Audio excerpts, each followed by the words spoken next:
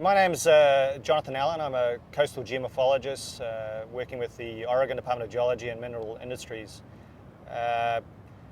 coastal geomorphologist is actually someone who essentially researches ocean beach processes,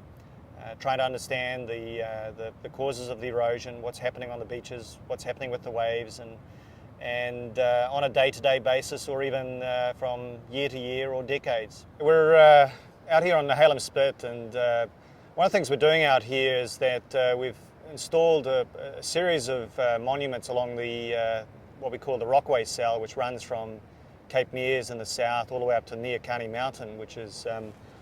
behind us. And this is an area that's been subject to very significant erosion in the last several years, in particular in the late 1990s during the last major El Nino. And the effect of that has been that we've seen significant erosion happening along the beaches, and as a result,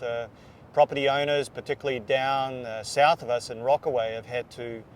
resort to constructing large, hard engineering structures, what we call riprap revetments,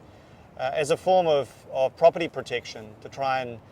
mitigate that erosion potential. And so one approach to dealing with that is actually getting out there and physically measuring the changes in the level of the beach, how it responds to small storm events, larger storm events, how it responds to major sort of climate shifts such as the El Nino Southern Oscillation phenomena. And the approach that we use is what's called global positioning systems, where we have instruments that are able to track satellites, and they allow us to locate ourselves precisely on the beach. We mount a Trimble 5800 rover GPS unit onto a backpack, and then we simply begin to walk out across the beach. We actually have a series of lines that we've pre-installed into the data logger,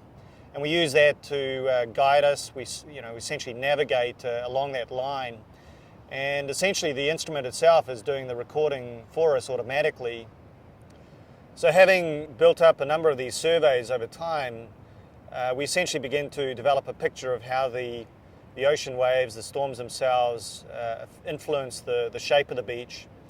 and more importantly, how the storm waves actually contributed to the erosion of the backshore up around the dune face itself.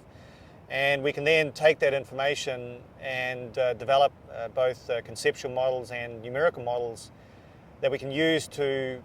essentially predict where the erosion might reach in response to more extreme events. And in doing that, we can develop these hazard zones along the Oregon coast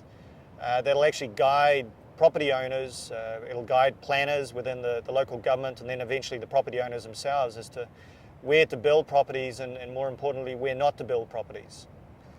So the overall objective of the work that we're doing out on the beaches here is to essentially be able to provide information to the public in as close to possible